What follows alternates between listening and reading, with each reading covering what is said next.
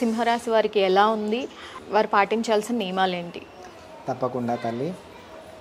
సింహరాశి చూసుకుంటే మనకు మఘా నక్షత్రము 4 పాదాలు, పూర్వ ఫల్గుని పుబ్బా నక్షత్రం 4 పాదాలు, ఉత్తర మొదటి పాదం ఈ 9 పాదములు కూడా కలిసి సింహరాశిలో ఉంటుంది.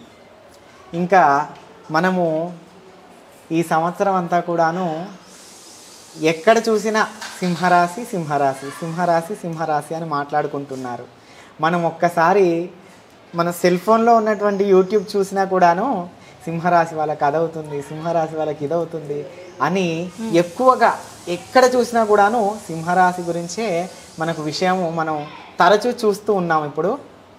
కాబట్టి ఇప్పుడు మనం ముఖ్యంగా ఈ సింహరాశి వారి గురించి చెప్పుకుంటాము. ఈ యొక్క గ్రహస్థితి మరియు వారి యొక్క ఆదాయము, వ్యయము, అంతేకాకుండా రాజపూజ్యము మరియు అవమానం గురించి కూడా చర్చిస్తే మనము ఆదాయము సింహరాశి వారికి 11, అలాగే వ్యయము కూడాను 11. మనము ఇదే ఒక్కసారి పోయిన సంవత్సరానికి కంపేర్ కనుక చేసుకుంటే 2 ఆదాయము 14 వ్యయము. దానితో పోల్చుకుంటే ఇప్పుడు ఆదాయము వ్యయము సరిసమానంగా ఉంది. అంతేకాకుండా కొద్దిగా ఎక్కువ ఆదాయము మనకు ఈసారి వచ్చింది. అయితే రాజపూజ్యము 3, అవమానము మాత్రము 6. ఇప్పుడు గ్రహస్థితి కూడా చూసుకుంటే మనము బృహస్పతి మంచి ఏకాదశ స్థానం, లాభస్థానంలో ఉన్నాడమ్మా. మనకు విరివిగా కూడాను డబ్బులు మనకు అవసరమైన సమయానికి ఏదో విధంగా వెతుక్కుంటూ మన దగ్గరికే వచ్చి మనకు ధనానికి ఎటువంటి లోటు కూడాను మనకు ఈ యొక్క సింహరాశి వారికి ఉండదు. చక్కగా వృత్తి వ్యాపారాలు చేసుకొని మంచి ఎదగవలసిన సమయం అని సింహరాశి వారికి చెప్పవచ్చు. అంతేకాకుండా ఈ యొక్క సప్తమంలో రాహువు, అష్టమంలో శని మరియు 1వ స్థానంలో అనగా జన్మస్థానంలో కూడాను కేతు ఉన్నాడమ్మా. దీనివల్ల కూడాను ఈ రాశి వారికి చెప్పాలంటే శుభాశుభ మిశ్రమము.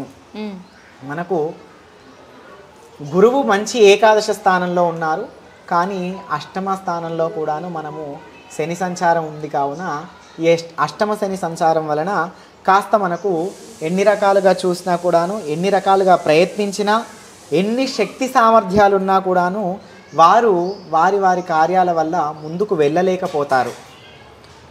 అకారణంగా మాటలు పడాల్సి వస్తుంది. వారు ఎంత విధముగా ఎన్నిసార్లు ప్రయత్నించినా వారు చేయాలనుకున్న కార్యాలు వారికి నెరవేరవు. అంతేకాకుండా వారికి రావాల్సిన బాకీలు రావు. మరియు ప్రతి పనికి కూడాను ఆదాయానికి కాను అన్నిటికీ కూడాను అంతరాయాలు ఉంటాయి. అయితే లోపల కొద్దిగా వాళ్ళు అధైర్యపడుతూ ఉంటారు. అనగా ఏంటంటే ఇంకా మనం ఎంత చేసినా కూడాను ఈ విధంగానే ఉంది అని వారికి వారే లోపల కొద్దిగా అధైర్యానికి గురవుతూ ఉంటారు ఈ యొక్క సింహరాశి వారు. అయితే ఇందులో మకా నక్షత్రం వారికి చాలా బాగుంటుందమ్మా. ప్రత్యేకించి మకా నక్షత్రం వారికి చాలా బాగుంటుంది. వారి వ్యాపారానికి కూడాను బాగా దినదినాభివృద్ధి చెందుతుంది. చక్కగా చెప్పాలంటే ఈ యొక్క ఉద్యోగం మీద కూడాను బాగా ప్రెషర్, ఒత్తిడి పడిపోయి వాళ్ళు చేయలేకపోయి మానసికంగా వారు కృంగిపోతూ ఇంకా నేను వృత్తిని వదిలేస్తాను అన్నంత వరకు కూడా వెళ్ళవలసి వస్తుంది. అయితే మనకు గురువు మంచి లాభస్థానంలో ఉన్నాడు. కావున వ్యాపారములు ఏదైనా ప్రారంభించదలుచుకుంటే చక్కగా ఒక మంచి రోజు చూసుకొని బ్రాహ్మణుల ద్వారా అనుకొని మీకు సంబంధించిన మీరు ఏ రంగంలో అయితే నేను తప్పకుండా ఈ రంగంలో, ఈ వ్యాపార రంగంలో నేను నెట్టుకు రాగలను అని అనుకుంటారో ఆ వ్యాపార రంగాల్ని ప్రారంభిస్తే తప్పకుండా వారికి బాగా మంచి ఉన్నత స్థాయిలోకి వెళ్ళిపోతారు. అంతేకాకుండా అమ్మ, ఇప్పుడు మకా నక్షత్రం వారికి బాగా ఉంది అని చెప్పాం కదా, పుబ్బా నక్షత్రం వారికి మాత్రము చాలా జాగ్రత్త ఉండాలమ్మా. ప్రత్యేకించి అష్టమ శని సంచారం వలన మనకు వాహన ప్రమాదములు ఈ యొక్క సింహరాశిలో ఉన్నటువంటి పుబ్బా నక్షత్ర జాతకుల వారికి చాలా ఎక్కువగా ఉంటాయమ్మా. మనము ఎంత బాగా నడిపినా కూడాను ఏదో విధంగా మరొక వైపు నుండి కానీ ఏదో వైపు నుండి కూడాను ఎక్కువగా వాహన ప్రమాదాలు జరుగుతూ ఉంటాయి. సింహరాశి వారికి ఈ యొక్క వాహన ప్రమాదాలు ఎక్కువగా జరుగుతూ ఉంటాయి. కావున ఎప్పుడైనా బయటికి వెళ్ళే ముందు వారి యొక్క ఇష్టదేవతా స్మరణము కానీ చేసుకొని లేదా పరమేశ్వరుని విభూదిని కానీ ధరించి నమస్కరించి గణపతికి ఏ విఘ్నాలు రాకుండా చక్కగా ఇంటికి చేరుకునేట్టుగా కూడా ఆశీర్వదించమని నమస్కరించి బయటికి వెళ్ళడము, వాహనాలను కూడా చాలా జాగ్రత్తగా నడపడము మనము గమనించవలసిన విషయం అమ్మ. ఇందులో ఇంకా ఉత్తరా నక్షత్రం 1వ పాదం ఉంటుంది, వారందరికీ కూడా పర్వాలేదు. మరి పూర్వ ఫల్గుని నక్షత్రం కన్నా చెప్పాలంటే ఉత్తర ఫల్గుని నక్షత్రం వారికి పర్వాలేదు, బాగుంటుంది.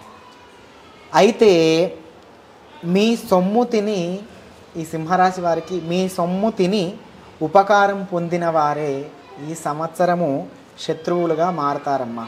ఇది చాలా జాగ్రత్తగా ఉండాలి.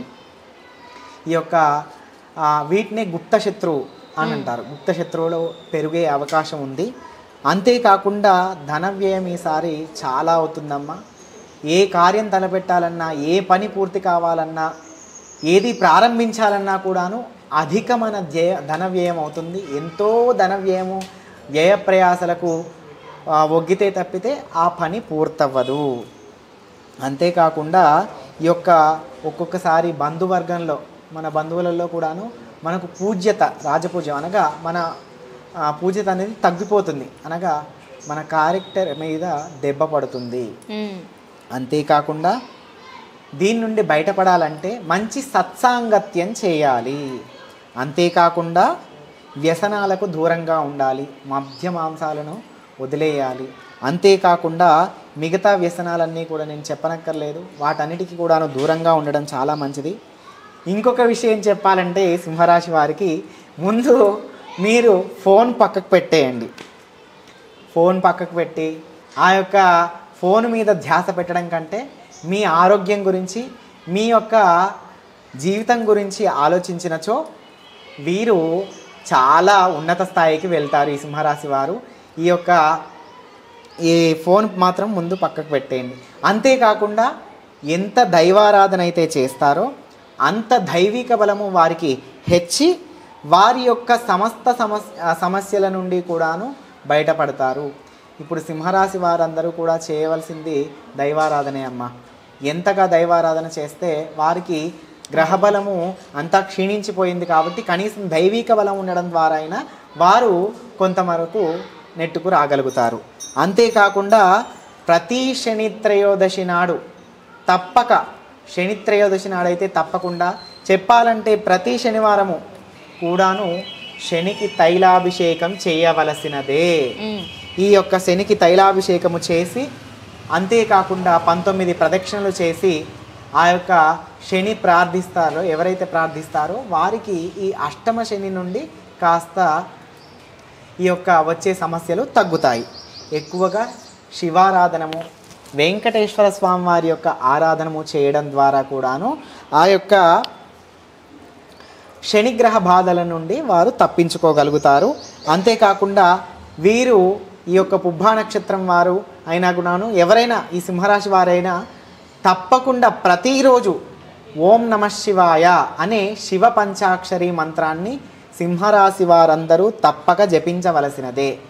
తద్వారా మీ యొక్క గ్రహ సమస్యలన్నీ తొలగిపోయి పరమేశ్వర అనుగ్రహం వలన మీరు అనేకమైన సమస్యల నుండి, గ్రహములు ఎంతటి ప్రతికూల స్థానంలో ఉన్నా కూడాను అనుకూలమైన ఆ యొక్క ప్రభావాన్ని పొందుతారు. ఇది సింహరాశి వారు యొక్క ప్రభావము మరియు మనం చేయవలసినటువంటి ఆ యొక్క పరిహారాలు.